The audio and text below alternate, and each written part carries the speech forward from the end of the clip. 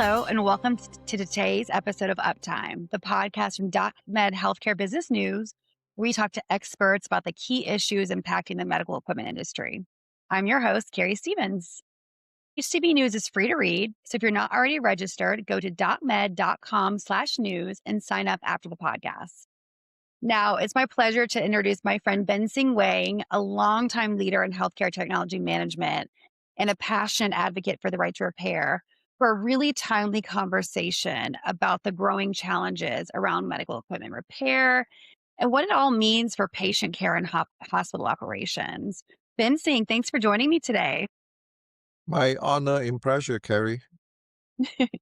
So, like I said in my earlier spiel, you have long advocated for right to repair. So, why is that such an important issue to you? Well, this is obviously not about me. This is really something that is for everyone, because as we will see in subsequent questions and answers, uh, the reality is that the healthcare providers need tools, which we call medical devices or medical equipment, to deliver the care that is not only safe but also timely, because many situations you cannot just sit there and wait for days or weeks in order to get your care taken care of. So the the issue is really for the benefit of the general public. And one thing, as you know, you did not call me old, but I'm actually old, and the older I get, the more acutely I become aware that we are all patients eventually, and the older people more than even the younger ones. And this is really important because we all want and need safe and timely care. Absolutely. And it's interesting. I think this conversation is coming at such a good time because there was a recent US PRIG Education Fund report that talked about the right to repair. And in it, it said that repair barriers have actually worsened since the COVID-19 pandemic. And I thought that was pretty interesting. I didn't expect that. But so, why do you think the industry has moved in the wrong direction? And what factors are driving that trend, in your opinion? Well, actually, this is not a new uh, or wrong direction that we are going into. Actually, first I should say, not every OEM manufacturers are uh, our enemies or opponents in this discussion. Many are actually very agreeable, willing to share information, tools, etc. However, there are some very significant, large and strong manufacturers who have not or actually never been very cooperative. And before COVID, they were already doing that. But during COVID, the situation became very clear that it was not possible for the manufacturer to send their service representatives to the hospitals because of the prohibition for interstate travels, and even hospitals were preventing people from visiting their hospitals. So, uh, although the clinical engineering HTM professionals were obviously allowed to go in there because they worked there, uh, and some of them literally lived many days in a row in those hospitals during the COVID pandemic. The manufacturers that were resistant to right to repair at that time had no choice but to release that information because they were seeing negative publicity about patients suffering and dying literally because of lack of access to proper care. For example, the most notorious one were the ventilators. Without ventilators, people were literally dying. So uh, the manufacturers of some of the ventilators decide to release the service manuals, test tools, software access, etc., in order to allow us to service those critical pieces of equipment. After the COVID subsided, these manufacturers actually went back to their old traditional position. And the situation, if you will, has gotten worse, if you will, in the sense because there is a growing uh, presence of software in medical equipment, and also the merger consolidation of major manufacturers. They are keep buying each other, etc. And these companies now are becoming great. Uh, I wouldn't say monopolies because they are not exactly just a single block, but they have become so large that they feel that they can dictate the terms of access to the service material, which includes service manuals, proprietary tools, proprietary parts, and most importantly, the software for diagnostics and calibration of the equipment. So this is a reversal, if you will, rather than a change of direction. That makes a lot of sense, honestly. And you mentioned the software keys. Well, I know on the flip side, the big anti-right to repair argument is cybersecurity. I've heard that for years. I mean, manufacturers are worried that by giving, the technicians access, the HTM professionals access to the repair manuals, it could compromise cybersecurity. So, in the report, it points to software logs like password protections and restricted diagnostics as a leading cause of delays, often requiring manufacturer intervention. So, why are these software barriers becoming such a major obstacle for timely repairs? If you want to talk about the cybersecurity aspect. Okay, first of all, software is not just a single block. It's like your computer. You have a basic platform, uh, likely Windows or Apple's OS. And then on top of it, there are many pieces or sections that deal with different things. And the one that we are concerned about is what we call the diagnostic software, the one that actually allows the recognition of parts and sub-assemblies by the motherboard. For example, if you attach a printer to your computer, the computer has to recognize a printer in order to print it. Okay, and so and then finally there is a calibration portion of the software that allows the equipment to be properly calibrated.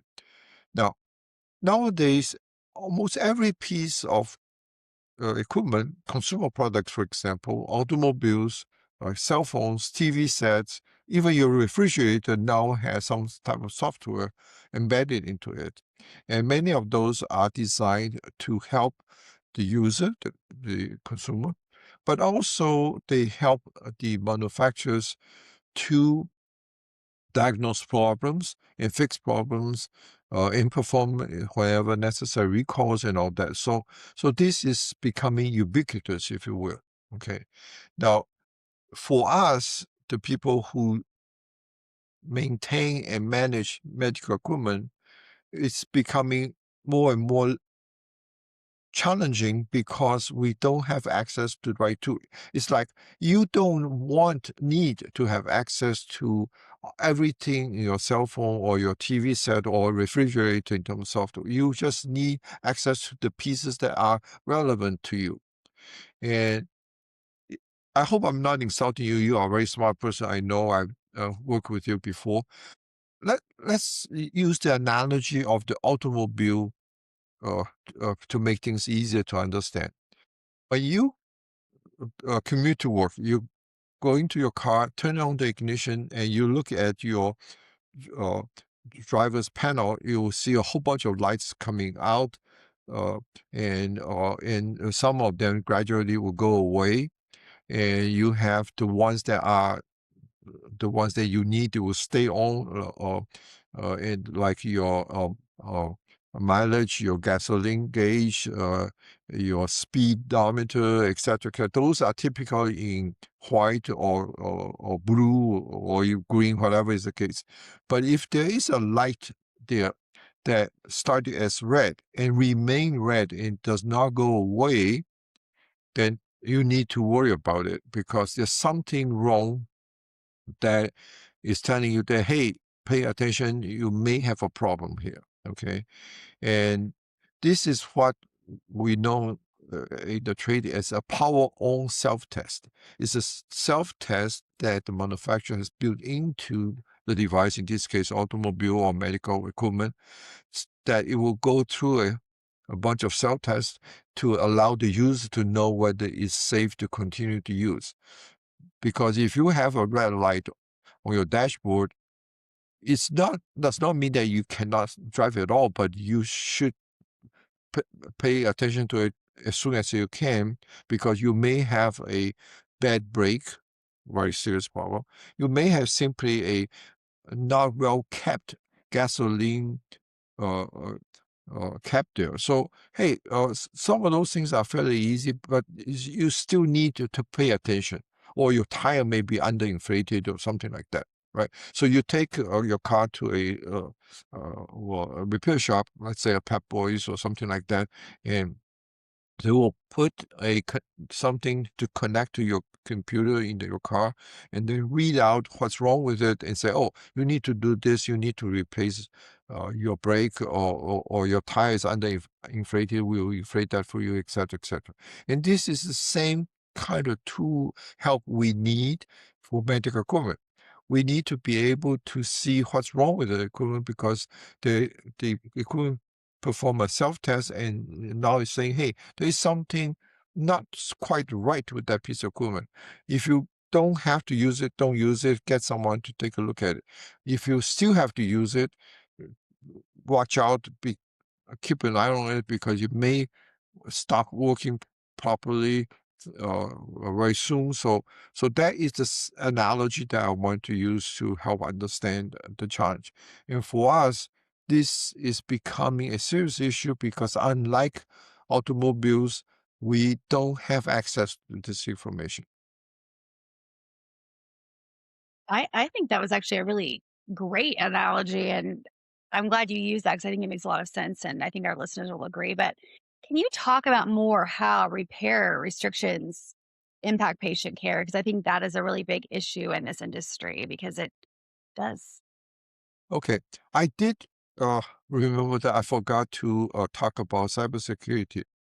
Would you prefer to me to touch on that now? Sure. Yeah, absolutely. Okay.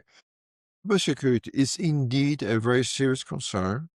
And as you probably heard, the government has created uh, a law uh, called the critical infrastructure law. And among the uh, pieces that the government consider critical infrastructure are the hospitals. And this is pretty obvious.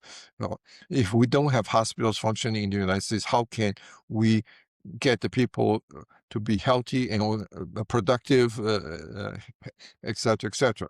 So the infrastructure that is our particular case that is critical is healthcare, and within healthcare, IT is a very significant portion.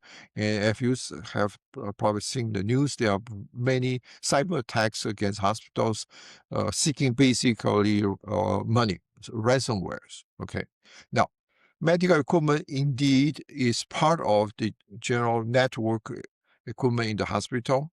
However, there has been really no clear proof evidence that medical device has ever been used to attack a hospital.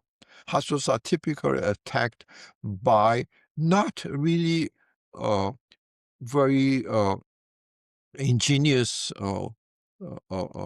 software, hardware things, but they actually use the simplest thing, which is the weakest link, is the human being. Very often they fake to be a employee of the organization, say, oh, I forgot my password, can you allow me back into the system? And then they introduce malware. Malware can be introduced through medical devices. That has been proven in laboratory exercises. But in actual attacks, that has never been proven to be the case, mainly because it is not easy. And second, you need to access the medical equipment. You need to plug in something to that piece of equipment or remotely get into that piece of medical equipment, and then from the medical equipment to the hospital infrastructure network and all that, which, in other words, many steps that are very difficult, challenging, and not worth the time and money for the attackers to do. It's much easier for them to fake something like, oh, I am employee. I got stuck. I lost my key. Can you allow me back in? And blah blah blah. And then that's how they attack the hospitals. They attack the casinos here in Las Vegas for many millions of dollars the same way. Okay, so coming back to your point, yes, we are aware of the concerns, and we are very much in tune with the government and the manufacturers to protect the medical equipment, because the even if it's not likely to become a ransomware situation, it still may put a few pieces of equipment out of commission, which is obviously then not good for the delivery of care. So we don't want that. And I am not aware of any company, any individual service personnel who is going to do this in order to harm someone. That's definitely not what the profession is about, or the service companies are about. Because if the hospital shuts down, the company that provides the service will not be able to make any money anyway. So what's the point of here? Okay. All right. Sorry. Uh, you had another question about the Yeah. impact on patient care, right? Yeah, I just want to talk about that because I think that is that's the crux of it, right? The argument that repair restrictions can impact patient care. So I want to talk about that. Yeah, as I mentioned before, nowadays it's almost impossible for any doctor, nurse to provide care without some type of tool, medical equipment. Okay, and imagine you have a headache, you go to a doctor, say, I have a headache that's not going away. Have taken medication, and I think there's something wrong. Uh, Do you think the doctor will say, okay, no problem, let me just open your skull and see what's wrong inside? Right? They're not going to do that. They're going to say, okay, we need to maybe do a electroencephalogram, or do a CT scan or MRI scan, and to find out what's wrong with you, and then we will determine what's the proper therapy. So without tools, then the clinicians cannot provide care. And so for them, this is not just not able to provide care now, but also they have to delay the process. So the last thing any patient want to hear is, sorry, we schedule you for a MRI scan today, but our scanner broke down, so we have to reschedule you for 3 weeks down the road. So wait a minute, I got a problem here. I need care. So what happens in that kind of extreme situation is the patient either agrees to postpone the procedure or have to go to another hospital. And in the extreme situation, when the emergency department is shut down, the ambulance have to do the so-called bypass or divert process. Instead of going to hospital A, they take the patient to hospital B. This is obviously very stressful. Delay can significantly harm the patient, even cause death in some cases. Imagine you have a heart attack or automobile accident, and they take you to hospital A. They say, sorry, you have to transfer the patient to another hospital 30 minutes, 45 minutes away. That's not a joke, literally. We are talking about a serious challenge here. So delay in care in general is not desirable. And the well-endowed, large metropolitan hospitals typically have backup equipment for that purpose. But that means you need to have money to buy equipment, you have to install the equipment, you have to have people operating that equipment and all that. So all these things become very stressful for the organization, not just in terms of the care provide the people, but also the leadership in terms of providing the resources to get uh, the timely care that we need. So it's not just providing safe and good care, it's providing timely care is a critical issue here. So equipment that is not repaired promptly means downtime. Downtime means delayed care. And especially in the rural hospitals too. I mean, that was part of the survey. The USPRG Education Fund report was saying that, these rural hospitals are being hit hardest with delays and repair restrictions. Can you just talk a little bit more about that? I think that's an Yeah, interesting point. rural hospitals are in a very challenging situation. They are, first of all, by name in the rural area, therefore far from large metropolitan areas. First of all, in normal situation, if they need someone to come and service their equipment, they have to wait for someone, service representative from the manufacturers, to come from typically metropolitan area. So, for example, Atlanta is a major metropolitan area, has many people there. But if you live in something like 2-3 hours from Atlanta, it's very unlikely that the local hospital there will be able to get a service personnel there same day. Even 2 or 3 days, sometimes it's a little bit of stretch. So in that kind of situation, the hospitals are really in very challenging, if not dire situation when the equipment goes down. And that's why they typically have good on-site people to perform the repairs as promptly as possible. As I said before, the well-endowed hospitals can afford to buy more equipment to have a. It's like, hey, your normal car that you use for commuting broke down. Do you have a second car? Can you afford to have a second car as backup? A rural hospital cannot afford to have that. And during the COVID situation, this became extremely critical.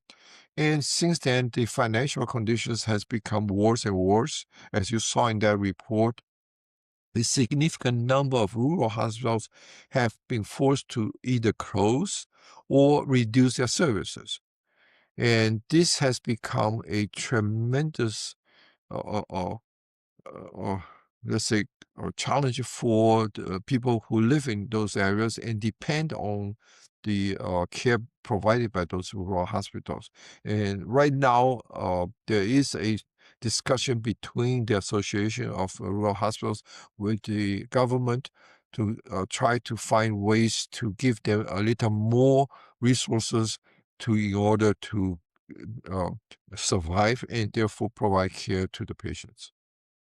Yeah, I mean that's good that's happening. So, okay, so I want to get in the broadest question, kind of wrap up the right to repair issue, but what needs to change? What policies need to change, in your opinion, to um, prevent future problems and delays in patient care? Well, it's not future problems, today's current problems, Current actually. problems, yes, Okay. current and Yeah, future. yeah. Now, what we need and what we have been asking is actually the same thing that has been granted to the hospitals in the European Union. We are not talking about an extremely poor or extremely rich country. We are talking about similar type of industrialized countries, modern uh, uh, uh, societies like the United States, which is the European Union. They have been having this law since 1993. So we're talking about 33 years already, okay? Have been requiring the manufacturers to supply to the equipment buyers, along with the instructions how to use the equipment, the instructions how to maintain the equipment, and access to the parts and the tools, etc. The only piece that was not in the original legislation 33 years ago is software, because at that time, 33 years ago, software was not so prevalent in medical.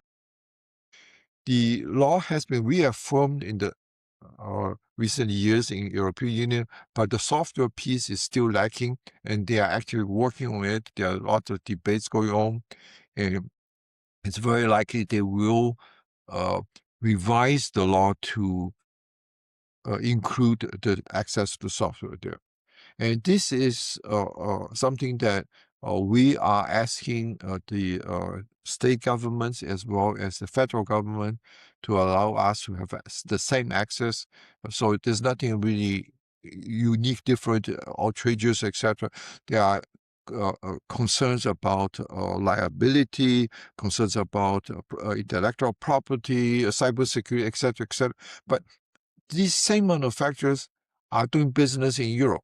If they are doing the same business in Europe under the same requirements, and they have not had problems there.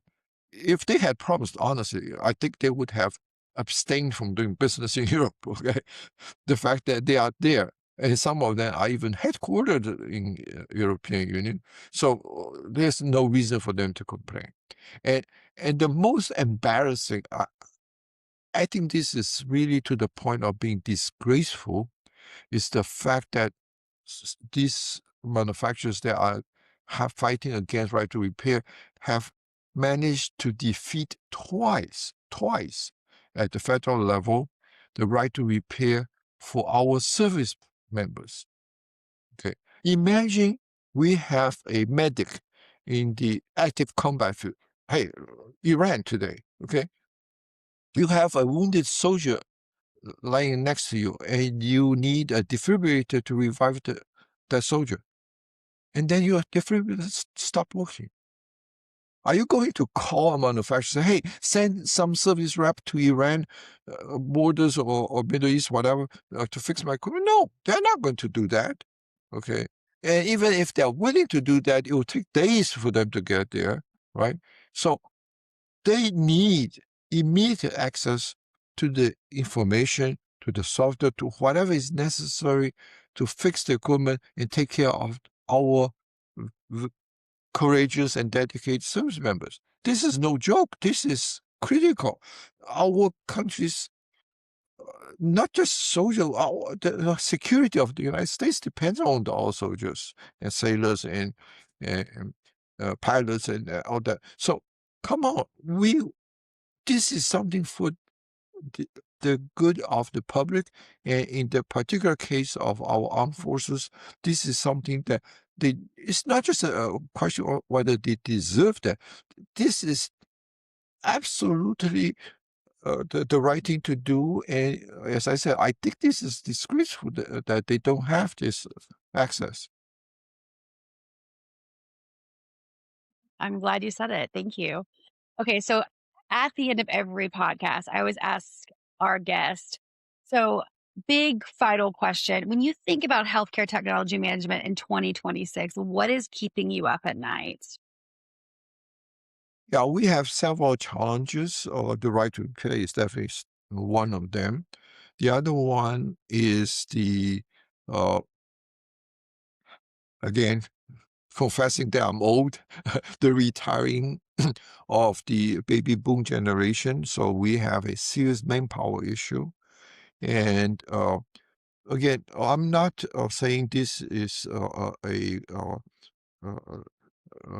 the intention of doing of the current administration or past administration or anything, but the society in general, we need to make good decisions on how can we solve the human resources issue, not only in HCM, but in general in all industries. We need good people, and some of these people may have to be immigrants that are either coming here or are already here, and we need to extend their stay here because we need their skills and labor to do things. So we really need to solve this lack of manpower issue or human power issue, if you will, in general.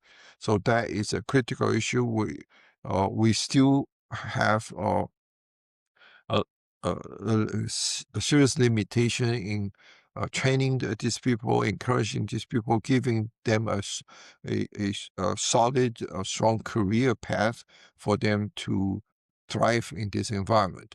And I think this needs to be resolved.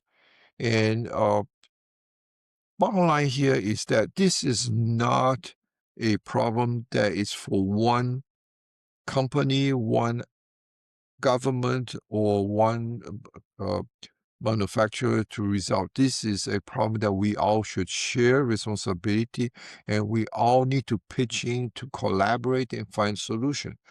Uh, I don't think we should paint this as us against them type of thing. No, no, no. This is everybody's problem, and everybody has a responsibility to collaborate, contribute, and solve this problem because this affects everyone in the society. As I mentioned before, we are all patients eventually. So let's work together and for the benefit of all. Well, thank you, Binseng. As always, you are amazing. And thank you to our listeners for listening to this episode of Uptime. If you found this conversation useful, be sure to subscribe and share with a colleague. Until next time, thanks. Take care. Thank you. Thank you so much.